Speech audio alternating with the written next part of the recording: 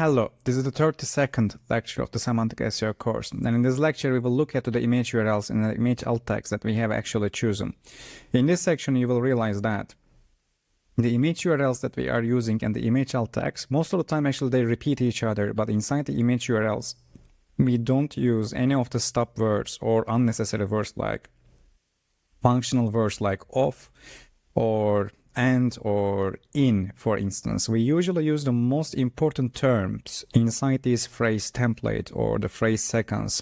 For instance, microplastics in drinking water, it becomes just water microplastics. We also change the order of the verse. We basically take the last word to the beginning and then we directly use the microplastics. If you are able to do these things repeatedly, it will be really helpful for you to actually reflect your main context as much as possible.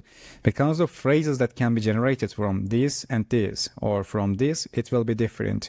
And whenever you are actually overlapping these candidate phrases or candidate context terms, you will be actually consolidating your main topic and the macro context better.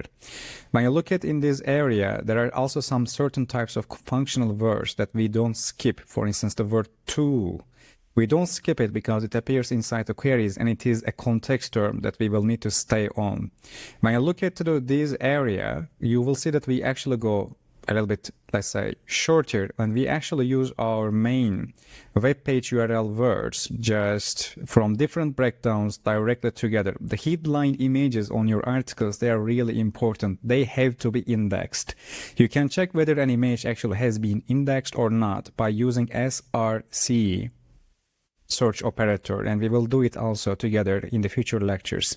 So basically headline image uniqueness, quality, and also the topicality will be helping the article for further ranking.